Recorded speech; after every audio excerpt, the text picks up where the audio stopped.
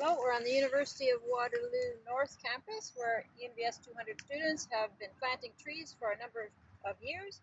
And this beautiful white pine here is one tree that the students have planted. So we're just going to go over what we do for the monitoring. So the first thing that we'll do is look for the tree tag, which will tell us the tree and when it was planted.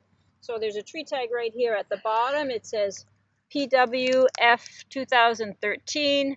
23. A little bit hard to read, but it is readable. I also noticed the wire that's going around the trunk here. When students first put this wire on, this was probably quite a small tree, but you can see how at this point it's really, really tight. And so one of the things that we would need to do would be to actually loosen this wire so that it is not choking the tree. So there, I've loosened it. It's got room to grow a little bit. At one point, when the trees get really large, we'll probably have to think about replacing the tag with bigger wire. So we're going to do some measurements on the trees. First, one thing to explain, normally when we plant these trees, we put cages around them to protect them.